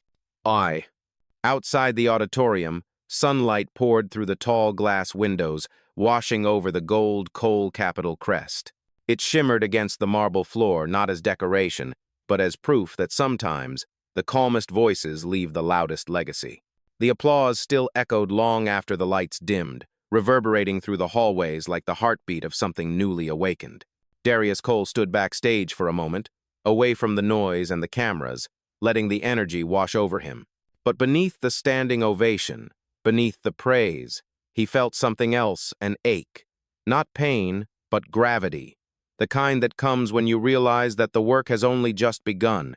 Rachel appeared beside him, her expression a balance of pride and fatigue. You know, she said quietly, they will play that speech in schools someday. He gave a faint smile. If they remember the message more than the man, I will be satisfied. You really think that will happen? She asked. He looked out toward the fading applause. I think truth has a way of staying, even when people forget who said it. She nodded. Your next meeting is in 1 hour. The board wants to discuss the nationwide policy rollout. Let them wait, Darius said gently. Right now, I need 10 minutes to remember why I started all this. Rachel understood and slipped away, leaving him alone with the silence. He walked out onto the empty stage again, the seats still warm from the audience. The faint smell of coffee and camera lights hung in the air. He stood in the center, where the spotlight had been, and let the quiet fill the space. It reminded him of another room long ago, barely furnished, walls yellowing, a single desk lamp flickering. He was 23, sitting in that tiny apartment in Bronzeville, surrounded by stacks of rejection letters. Banks had turned him down for loans. Investors had laughed at his pitch. Friends had told him to settle. He remembered the moment clearly. He had stood up, looked in the cracked mirror, and whispered, if they will not open the door, I will build a new one. That door had led him here, to this moment, to this company, to this reckoning. He smiled softly to himself. Still standing, he murmured.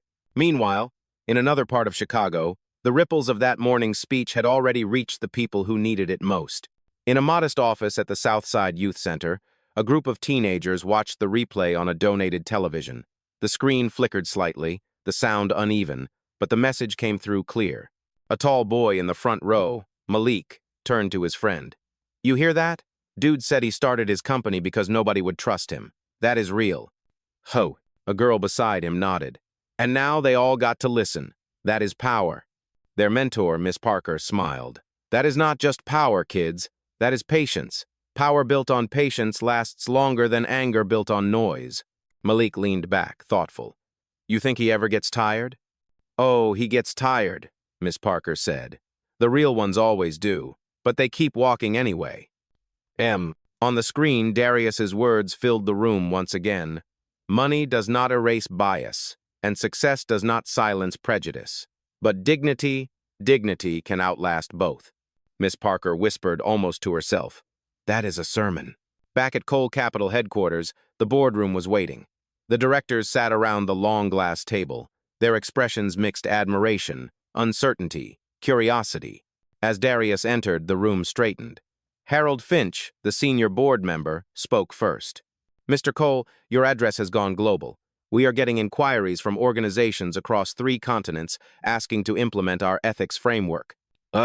Angela Price, always the realist, added, that is good, but it also means every word we say from now on will be scrutinized. We are not just a company anymore, we are an example. Darius nodded slowly. Then we act like one. The first step is transparency. From this day forward, all leadership decisions will be public. Every audit report, every disciplinary action, every reform plan. No more hidden memos, no more secret meetings. Harold frowned slightly. That is bold, Darius. That kind of openness could make shareholders nervous. Then let them be nervous, Darius said. The days of comfort without conscience are over. Angela smiled. You sound like a preacher. He chuckled softly. Only if the sermon ends with action. Rachel entered with a folder and placed it in front of him. This just came in from the ethics board. They have finalized the new Protocol 6 standards for nationwide rollout. Darius opened the folder. Inside were the details of the new initiative, mandatory equity training, anonymous complaint channels, community oversight panels, and live transparency logs available to the public. This, he said, is how we turn apology into architecture. Angela nodded. It will take time. Some people will resist. They will, Darius said. But we will keep going anyway, because if fairness depends on convenience, it was never fairness to begin with. When the meeting ended, he walked to his office window. Outside, the Chicago skyline shimmered under a late afternoon glow. He could see the river winding through the city like a vein of light. Somewhere out there, in the neighborhoods that had shaped him, people were hearing his name not as a headline, but as proof that change could look like them. Rachel joined him quietly. You know, she said, you might have just changed the definition of leadership. He turned to her. Leadership is not about changing the definition, it is about remembering it. We lead to serve, not to be seen. She smiled. Then you are serving well. He gave a quiet laugh. Let us hope the world agrees. For a long moment they stood there in silence, watching the light shift across the glass. The city below moved as it always had: buses, horns, footsteps, endless motion, but something invisible had changed. The sound of prejudice, once so loud, now felt muted beneath the hum of progress. And as the sun sank lower, Darius whispered, almost as a vow to the skyline, we are not done yet. Justice is not a moment, it is maintenance. The city lights flickered on one by one, as if answering back. The following evening brought a gentle rain to Chicago, the kind that painted the streets in streaks of light, and blurred the world just enough to make it look like a reflection. Inside his office, Darius Cole sat alone, the glow from the city outside casting gold and silver shadows across the walls. He was surrounded by silence again, but this time it was not the heavy kind. It was the silence that comes after work well begun, the deep breath before the next step forward. On his desk lay stacks of reports from branches across the country. Each one told a story, not in numbers, but in people. Complaints finally acknowledged, policies rewritten, employees suspended, and others promoted for courage instead of compliance. Every page was proof that change was spreading, not perfectly, not fast, but undeniably. Rachel entered quietly, a tablet in her hand. Evening, Mr. Cole, she said. We have updates from the first wave of the audit review. He looked up. Let me guess. Mixed results? She smiled faintly. The truth usually is. Some branches embraced reform. Others are still in denial. One regional director even called it a temporary storm. Darius's expression sharpened. A storm? No. Storms pass. This is climate change. Rachel chuckled softly. That might be the quote of the week. He stood and walked toward the wide glass windows. Outside, the rain tapped gently against the glass, each drop illuminated by the city's lights. Tell me something good, he said. Just one thing. Rachel scrolled through her tablet. There is a message from the community division in Detroit. They partnered with local schools to create financial literacy programs in minority neighborhoods. They said they were inspired by your story. Darius turned back to her, his voice softer. That is the kind of dividend I like to see. She smiled. You are trending again, but this time, it is not about what happened in that lobby, it is about what you are doing next. It gave a quiet nod. Let them talk, as long as the conversation stays bigger than me. Across the city, in a small apartment not far from the Southside Youth Center, a woman sat at her kitchen table, the news playing faintly in the background. It was Susan Halberg. The room was modest, no framed awards, no certificates on the wall. Just quiet, just reflection. The television showed a clip of Darius's Equality Forum speech. She turned up the volume and listened closely to his voice. When the world tells you that you do not belong, you can shout until you are heard, or you can build something so undeniable that silence becomes your echo. Susan leaned forward, hands clasped tightly. She mouthed the words as if committing them to memory. Her daughter, a college student home for the weekend, walked in. Mom, are you watching that again? Susan smiled weakly. Yes, it feels like he is talking to me every time. Her daughter sat across from her. You know, people online are saying you were brave to write that letter. Others are calling you the villain. I was the villain, Susan said plainly. But I'm trying to be better. I cannot undo what I did, but I can choose what I become after it. Her daughter nodded. Then you already are. Susan looked back at the screen, where Darius was speaking about dignity and empathy. I hope one day he believes that. Back at headquarters, Rachel finished briefing Darius on the latest updates before placing a small black envelope on his desk. This came in the mail, she said. No sender listed, but it was delivered by hand. Darius picked it up carefully, the paper thick and heavy. He opened it and found a single white card inside, with embossed gold lettering. It read, Cole Capital Holdings National Business Ethics Conference. Keynote invitation, Mr. Darius Cole. He looked up. They want me to speak? Rachel nodded. They said the theme this year is Integrity in the Age of Influence.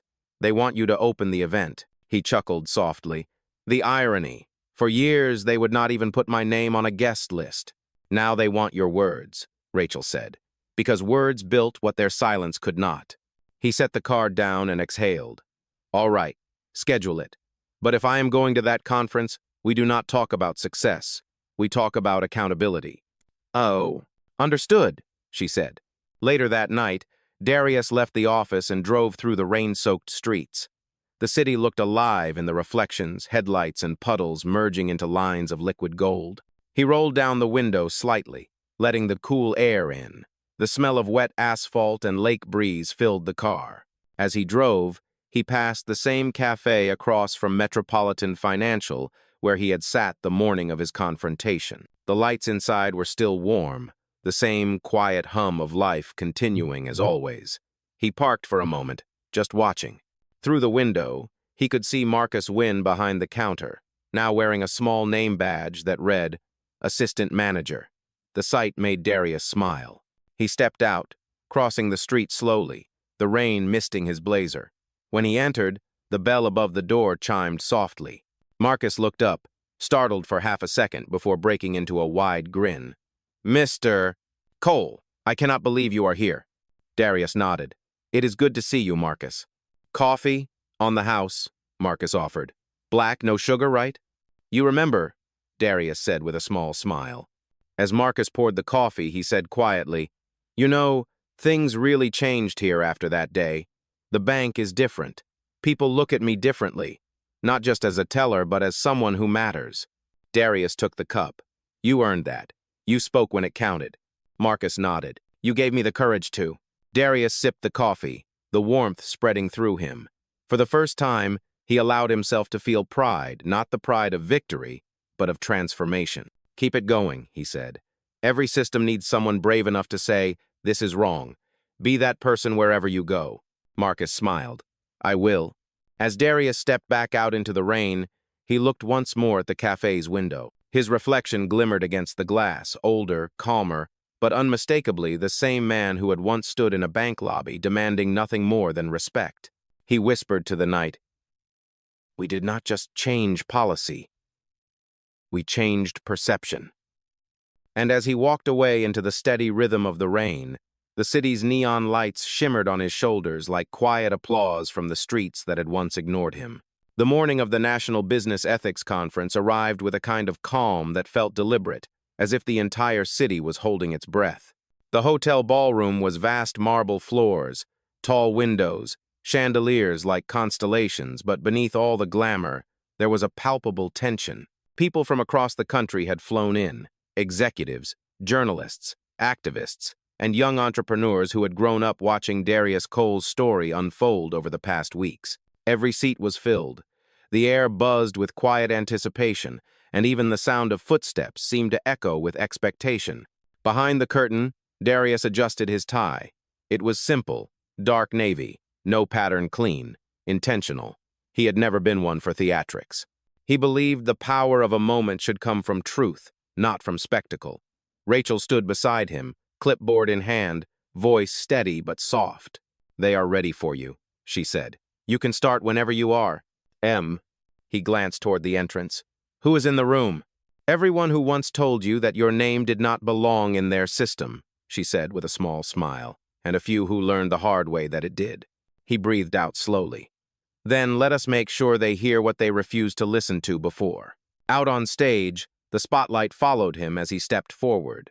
The murmurs faded. The applause began a restrained, professional clapping from people who were still deciding whether to celebrate him or study him. He waited for silence, letting the tension stretch just long enough for people to feel it. Then he began. "When people hear my story," he said, "they talk about the moment, the video, the confrontation, the words, 'I own this bank.' But what they forget is that the story did not start there. It started years before that, in 1,000 smaller moments that were never filmed. The quiet humiliations that never made it to television. The closed doors, the polite rejections, the way some people smile while reminding you that you do not belong." His voice filled the room, steady and deliberate. "The truth is, what happened in that lobby was not unique. It was just visible. What was different was that, for once, the silence had witnesses." A few heads nodded in the audience. Some shifted uncomfortably. "I am not here today to relive that story," Darius continued. "I am here to ask you something. What do you do when no one is watching? What kind of leader are you when the cameras are not rolling? Because ethics are not proven in moments of exposure. They are proven in moments of invisibility." He paused, scanning the crowd. The silence felt charged. "I have heard people say, 'We are not racist. We just made a mistake.' But bias does not always wear a hood or carry a weapon. Sometimes it wears a suit and calls itself procedure. Sometimes it hides behind the word policy. And the danger of polite discrimination," he said, his tone deepening, "is that it allows injustice to survive without ever raising its voice." Murmurs rippled through the audience. Rachel, standing near the side of the stage, watched him with quiet awe. Darius continued, "Leadership, real leadership, is not about perfection. It is about accountability. It is about standing in the middle of your mistakes and saying, 'Yes, I did that and I will do better.' The strongest thing you can do as a leader is not defend your reputation. It is to repair your reflection." He looked around the room again, then added, "I know many of you came here wondering whether I would use this stage to humiliate the people who wronged me. I will not, because power without grace is just another kind of weakness." A hush swept through the ballroom. "I do not want revenge. I want reform. I do not need apologies. I need awareness.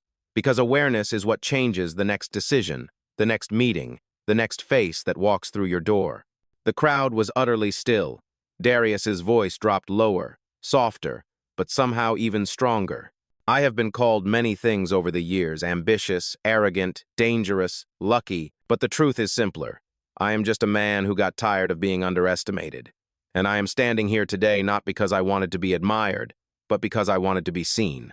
Fully, clearly, human." Then he stepped back from the microphone and looked across the sea of faces. "Every institution in this country has a choice. You can keep building walls made of policy, or you can build doors made of humility. The walls protect pride, the doors protect people, and the future belongs to those who build doors." The audience rose to their feet in a slow, growing wave of applause.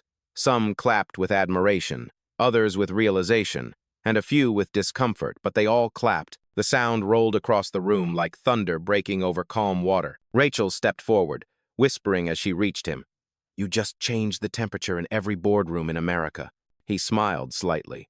"Then maybe the air is finally clear enough to breathe." Later that afternoon, as the conference concluded, Darius walked through the empty corridors of the hotel. The polished floors reflected the faint gold light of the chandeliers above. He moved slowly, his thoughts heavy but calm. Behind him, he heard a voice. "Mr. Cole." He turned. It was Richard Vaughn, the former regional director who had once ignored the internal complaints. The man looked smaller now, humbled. "I needed to speak to you," Richard said quietly. Darius regarded him with a calm expression. "Go ahead." Richard hesitated, then said, "I watched you today, and I realized something. I used to think bias meant hate. I never saw my own indifference as part of the problem. I do now. I am sorry for what my silence cost you." Darius nodded once. "Then start by making sure your silence never costs anyone else again." Richard's eyes glistened. "I will." Darius extended his hand. The man shook it firmly, almost in disbelief. "Thank you for giving me that chance," Richard said. Darius replied, "Change begins when someone finally chooses to listen."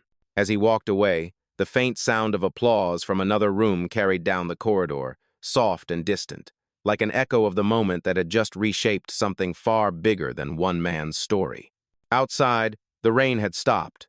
The city glowed in the evening light, reflected perfectly in the glass doors as Darius stepped through them. The reflection looked back at him not as a victim, not as a headline, but as a man who had turned a wound into a window and let the whole world see through it. That night, Chicago's skyline shimmered like a constellation of persistence. The conference was over, the applause had faded, and yet the city itself seemed to hum with the aftershock of something irreversible. For the first time in years, Darius Cole did not feel like he was fighting the same storm alone. The wind had changed direction. Back at his penthouse, overlooking Lake Michigan, he stood on the balcony, the night air cool against his skin. Below him, the streets stretched like arteries of light moving, alive, restless. He rested his hands on the railing and closed his eyes for a moment. Behind him, the soft sound of heels echoed on marble. Rachel stepped out onto the balcony carrying 2 cups of coffee, steam curling into the night. "You are going to freeze out here," she said. He smiled faintly. "I grew up in this city. The cold reminds me I survived it." She handed him one of the cups. "You did more than survive it. You changed it." He looked out over the skyline. "Maybe. But cities do not change in speeches. They change in habits. They change when people start treating decency like oxygen, something they cannot live without." Rachel leaned on the railing beside him. "You know, the conference numbers came in. 42 million people watched the broadcast live. 42 million. And that does not count the replays or the articles." Darius took a sip of coffee, quiet for a moment. 42 million people watching one man tell the truth. That says something about what the world is starving for. "What is that?" Rachel asked. "Integrity," he said. "The kind that does not need permission to exist." Across town, in a quiet newsroom, a young journalist named Ava Parker sat editing footage from the conference. She was 26, the youngest producer at her network, and one of the few who had fought to cover the Darius Cole story from the beginning. Her editor leaned over her shoulder. "You think people will still care about this next week?" Ava didn't look up. "People do not forget what makes them feel seen." He gave them that. "This story is not just about race or money, it is about power learning how to look at itself in the mirror." The editor nodded slowly. "You are right. That is not a headline, it is a turning point." She smiled faintly. "Then let us write it like one." Back at the Cole Capital headquarters, the late-night cleaning crew moved quietly through the glass corridors. Lights hummed softly, screens dimmed. In his office, Darius sat reviewing new reports. The ethics training program had expanded faster than expected. Nearly every branch across the country had begun internal culture workshops. He paused on one report in particular, Metropolitan Financial, Chicago, the same branch where it had all begun. At the top of the report was a note from Marcus Nguyen. "Mr. Cole, as of today, we have completed our retraining phase. The team is different now, not just in policy, but in heart. Customers who once avoided us are coming back. They say they feel something new when they walk in respect. Thank you for giving us the chance to become what we should have been." Darius smiled. It was the smallest smile, but real. He leaned back in his chair, letting the words settle. Rachel appeared at the doorway. "Still working?" He nodded. Old habits. She crossed her arms playfully. You know, even revolutionaries are allowed to rest. Revolutions do not rest, he said. They evolve. She tilted her head. Then let it evolve without burning you out. He laughed quietly. You sound like my mother. She sounds like a wise woman. She is, he said, eyes softening. When I was a kid, she used to tell me, son, when the world underestimates you, let your excellence be the correction. That sentence built this company more than any business plan ever did. Rachel smiled. Remind me to thank her someday. You might get that chance, he said. She is visiting next week. The next morning, Cole Capital released its first national campaign under the new ethics initiative. The headline stretched across every major publication. Cole Capital, building doors, not walls. The advertisement was simple, no actors, no stock music, just real employees from real branches, speaking into the camera. I used to think being professional meant being cold. I used to think caution meant suspicion. I used to think fairness was optional. Then came Darius's voice, calm and resonant over the final frame. Every transaction is human. Every person is worth the same respect you demand for yourself. At Cole Capital, we do not measure trust by appearance. We measure it by truth. The campaign spread like wildfire. Within 24 hours, other corporations released statements promising internal reviews. Banks, tech companies, law firms, institutions that had once ignored the conversation were now scrambling to join it. But for Darius, it was never about competition. It was about continuity. That evening, he attended a quiet dinner with his executive team.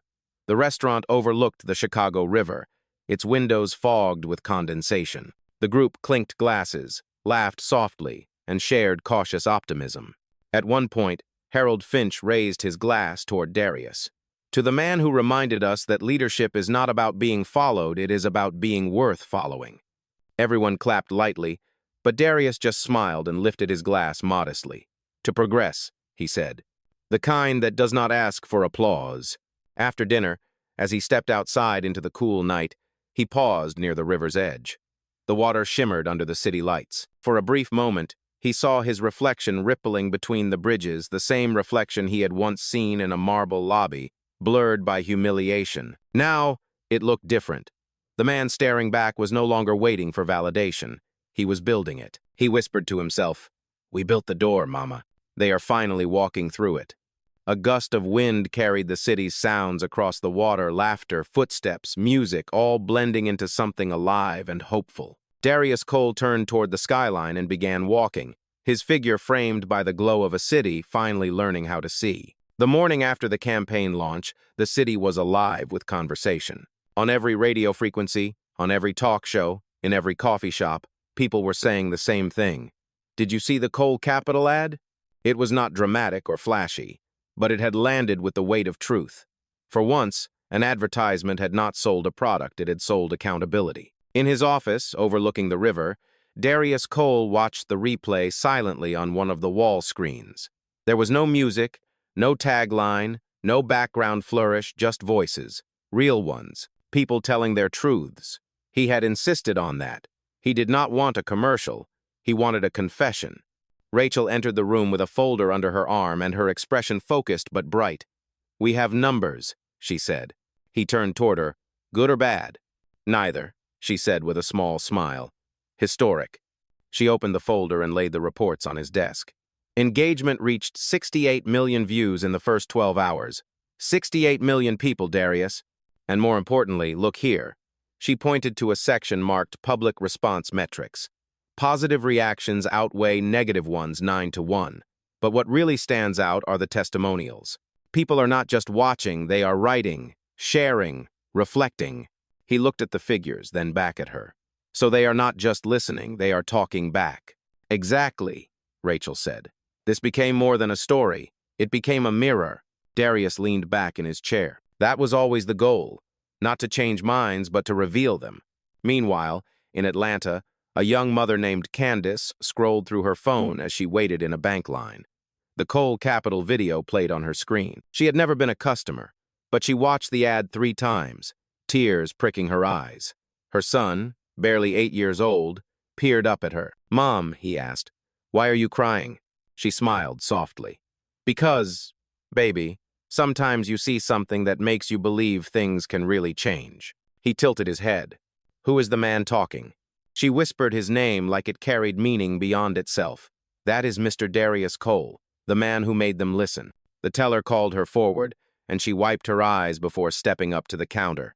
For the first time in her life, she did not brace herself for judgment. She simply stood tall, calm, and seen. Back in Chicago, Darius's phone buzzed with an incoming call. The number was unfamiliar, but he answered anyway. "Mr. Cole?" a voice asked hesitantly. "This is Susan Halberg." He froze for half a heartbeat, then sat down slowly. "Susan, I know this is unexpected," she said, "but I wanted you to hear it from me. I have accepted a position at the Southside Youth Center. They are launching a new mentorship program for young women in business. I will be working under a woman named Miss Parker. She said you donated to the center once." "I did," he replied quietly. "It is a good place." "It is," she said. "I just wanted to thank you for not destroying me when you could have. I know what I did. I live with it every day. But that letter you sent telling me that growth is better than guilt changed how I see everything." Darius was silent for a long moment. "You did not owe me this call," he said finally. "I know," she said, "but I owed myself the courage to make it." Then I am proud of you for doing it," he said. She exhaled shakily. "I hope one day I can do something good enough to balance what I did wrong." "You already started," Darius said softly, "by telling the truth." When the call ended, he sat in silence, the weight of forgiveness filling the room, not loud, not triumphant, just steady. That afternoon, Rachel entered with another update. "You might want to see this," she said, switching on the large screen. It was a live broadcast from a local news channel. The anchor's tone was sharp with surprise. "Breaking news, Cole Capital's new equity initiative has inspired a coalition of other financial institutions to join the movement. 15 major banks have pledged to adopt similar transparency measures, citing what they call the Cole Standard." Rachel looked at him, astonished. "They named it after you." He smiled faintly. "They named it after accountability. My name just happened to be standing in the way." She laughed. "Still, it has a nice ring to it." Darius turned back to the screen. "You know what this means, right?" Rachel nodded. "They are finally competing to be fair." He exhaled deeply, a mix of disbelief and quiet pride. Then maybe this is what victory feels like, not loud, not flashy, but contagious. That evening, Darius met his mother for dinner at a quiet restaurant in Bronzeville, the same neighborhood where he had grown up. The staff greeted them warmly. His mother, elegant in her simplicity, wore a pearl brooch and a knowing smile. "So," she said after the waiter left, "my son has become a movement." He chuckled softly. "I would not call it that." She raised an eyebrow. "You can be humble later. Tonight, just say it with me, you changed the game." He smiled. "Maybe I just reminded people what the rules should have been all along." She reached across the table, her hand resting on his. "No, baby. You did more than remind them. You made them remember." For a while, they sat in comfortable silence, listening to the jazz music drifting from a corner speaker. Then she said, "You know, your father would have been proud. He used to tell you to never let them write your story for you." Darius nodded, emotion tightening his throat. "I just never thought the story would end up rewriting theirs." She smiled. "That is what legacy is. It is not what you keep. It is what you leave behind." He looked at her, eyes shining. "I could not have done it without you." "You did it because of me," she said, laughing softly. "That is what mothers are for." When dinner ended, they stepped outside into the cool night. The air was crisp, the city alive with the soft pulse of traffic and distant laughter. They walked slowly to his car, the streetlights painting long golden lines on the pavement. His mother stopped and looked up at the skyline, the same one he had built his empire beneath. "Do you hear that?" she asked. "Hear what?" "The quiet," she said. "That is the sound of respect finally learning how to speak." "Oh." Darius stood beside her, following her gaze. The skyline reflected in her eyes, glowing, endless, alive. For the first time in a long while, he felt something close to peace. Not the peace that comes from winning, but the kind that comes from knowing you turned pain into purpose.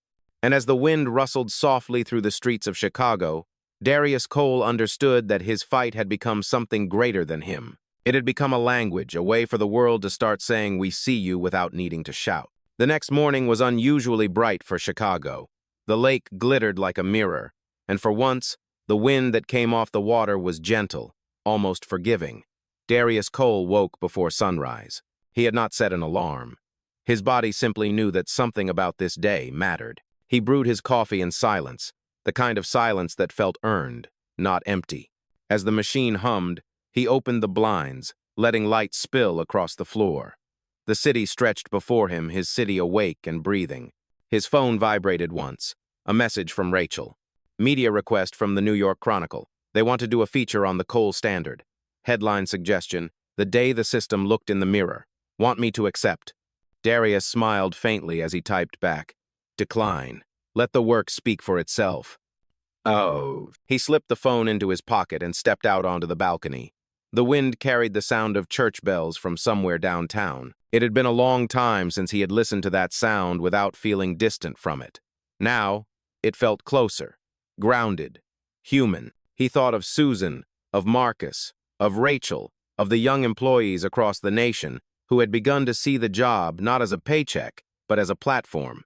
He thought of the boy in Atlanta, the teacher in Baltimore, the countless faces he would never meet who had seen themselves in his story. And he realized something simple but enormous. The fight had never been about being the richest man in the room. It was about being the man who reminded the room to see everyone else. The door behind him opened. His mother stepped out, wrapped in a shawl, her eyes still soft with sleep. "You are up early," she said, smiling. "Could not sleep," he replied. She stood beside him, gazing at the horizon. "It is beautiful, isn't it?" "It is," he said quietly. "But it was always beautiful. I just never had time to notice." She looked at him, studying his face. "You finally look at peace," he smiled. "Maybe because, for the first time, I do not feel like I have to prove I belong." She reached for his hand. "You never did, son. You just had to remind them." "Oh." They stood there for a long moment, watching the morning light climb higher, turning the steel and glass of the city into gold. Finally, Darius spoke. "You know, Mom, when I was young, I thought success meant silence, that if I just worked hard enough, they would stop doubting me. But I was wrong. Success is not silence. It is being able to speak and not have to raise your voice." She smiled, eyes glistening. "Then you have succeeded." He nodded slowly. "No, we have." And as the sun lifted fully over Chicago, painting the skyline in color, Darius Cole stood tall, a man no longer defined by what was denied to him, but by what he had dared to build from it. Later that afternoon, Darius Cole walked through the heart of downtown Chicago. The air smelled faintly of rain and roasted coffee, the kind of scent that made the city feel alive and human. Everywhere he looked, he saw fragments of change, small, quiet things most people would overlook. At a street corner, a security guard opened the door for an elderly man and greeted him with a genuine smile. Across the street, a young teller in a Cole Capital uniform stood helping a customer fill out forms, not from behind a counter, but beside him, shoulder to shoulder. It was subtle, almost ordinary, but Darius noticed every detail. These were not performances. These were habits being rewritten. He paused at a bus stop where a new advertisement hung under the glass shelter. It read, "Cole Capital Trust is a choice. Respect is a policy." Beneath the text was a photo of Marcus Wynn, smiling modestly in his crisp navy uniform. Darius smiled back at the poster, pride softening his features. "Looks good, doesn't it?" a woman beside him said. She was holding a shopping bag, her tone casual. "That guy works at the branch near my place. Nicest man I have ever met." "He is," Darius said simply. The woman nodded toward the logo. About time a bank looked like the people it serves. Then, not recognizing him, she turned and walked off down the sidewalk. Darius watched her go, then looked back at the poster one last time. The world was not perfect, not yet, but it was learning. Slowly, stubbornly, beautifully. He kept walking until he reached the edge of Millennium Park.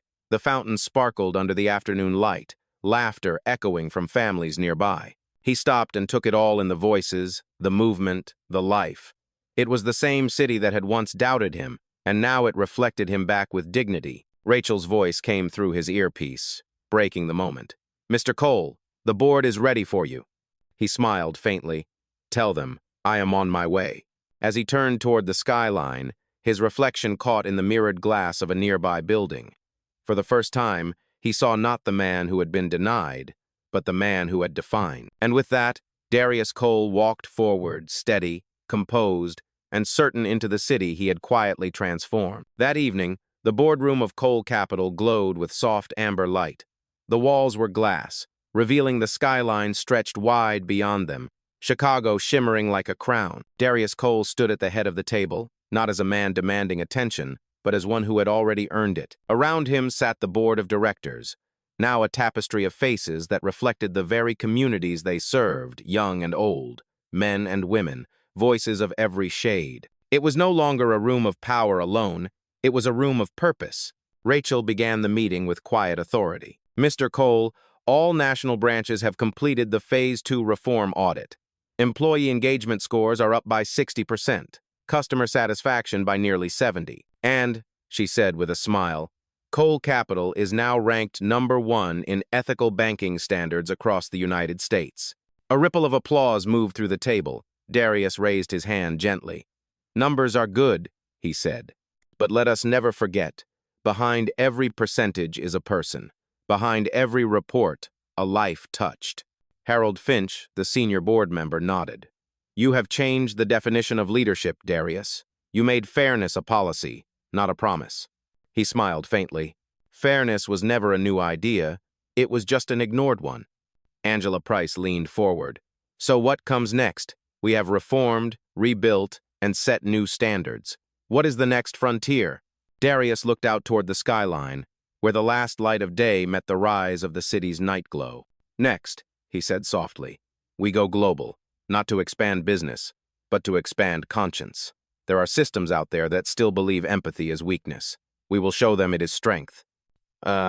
Rachel met his eyes and said, You really mean to rebuild the world, do you not? He gave a quiet, knowing smile. Not rebuild, remind. The world already knows what justice looks like. It just keeps forgetting. Silence filled the room, not from hesitation, but from reverence. They all understood that this was no longer just a company. It was a movement wearing a suit. As the city lights flickered to life beneath them, Darius Cole placed both hands on the table and said, Let us begin. And somewhere outside, the wind carried his words across the skyline, steady, grounded, unafraid. The next morning, sunlight poured through the towering glass of Cole Capital headquarters. The city below moved with its usual rhythm, buses, bicycles, people crossing streets, but something in the air felt lighter, cleaner, as if the city itself had learned to breathe differently. Darius Cole stood alone in the main lobby, hands in his pockets, gazing up at the massive new installation hanging above the reception desk. It was a sculpture made of interlocking steel and glass, shaped like an open doorway. Etched into the metal were words that would live longer than any campaign or headline. Power means nothing without dignity. He smiled quietly. That sentence had come from his mother. He could still hear her voice saying it in their kitchen decades ago, when life had felt like a locked door with no key. Rachel joined him, her voice soft. It is perfect. He nodded. It is honest. That is all I ever wanted this place to be. They stood in silence for a moment, watching employees enter the building, men in tailored suits, women in bright blouses, young interns with laptops and nervous smiles. Each one greeted the front desk with warmth. Each one walked beneath the sculpture as if passing through something sacred. Rachel turned to him. You realize this is going to outlive us, right? Darius smiled. Good. Then we did it right. Outside, the streets were alive with stories, Susan mentoring young women at the youth center, Marcus managing his own branch, a generation of bankers and builders and dreamers who had grown up watching a man in a red blazer remind the world what respect looks like. Darius took one last look at the sculpture, then at the people around him. We built a door, he said quietly. Now it is their turn to walk through it. He stepped out of the lobby and into the morning light, the sun warming his face. The city stretched before him, gleaming with possibility. For the first time, he was not walking toward a fight, he was walking toward a future. And as the doors of Cole Capital closed behind him, the world outside opened wide, bright, and finally, free.